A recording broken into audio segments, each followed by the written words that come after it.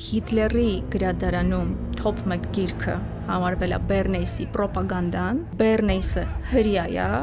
եւ պրոպագանդայի հիմքերով ստեղծվել է ֆաշիստական գաղափարախոսությունը ու հրավիրել է Հիտլերը Բեռնեյսին իր հետ աշխատելու։ Իհարկե ինքը հրաժարվել է, բայց ինչքան սարսափելի է, որ դու փաստացի քո ազգակիցների վախճանի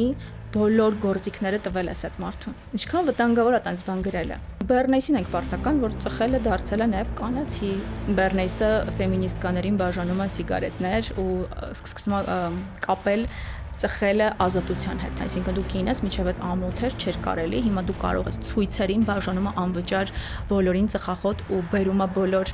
ֆոտոգրաֆներին, նկարում է հաջորդ օրը ամբողջ թերթերում ֆեմինիստկաներն են, որոնց շարժումը հովանավորում է Բեռնեյսը ու ինչ են անում, ծխում են։ Բեռնեյսը իրականում շատ sense հրաշա թաքնված։ Ընդամենը 1 տարի հետո թոքերի քաղցկեղի ստատիստիկան։ Նույն Բեկոնի кейսը, որ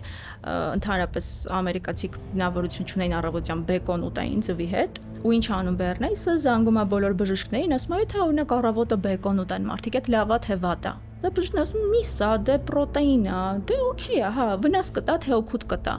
Դե վնաս չի տա, նորմալ է, ավելի հագեցնում է։ Բոլոր թերթերը գրում են, որ ասենք հարյուրավոր բժիշկներ հաստատել են, որ այո, բեկոնը նախաճաշին իդեալական է։ Ու ինչ ամբողջ Ամերիկան ու ոչ միայն Ամերիկան, այսօր մենք էլ մեծ սիրով բեկոնով ծվածեղ ենք։ Եվ չենք էլ հարց տալիս մեզ ինչից է եկել, որտեղից է եկել։ Երբ դու մտածում ես, որ դու ոչ մի տեղ, ոչ մի բանի զոհ ես գնացել, այս sense հարցերում հասկանում ես, որ հասկանում ես, որ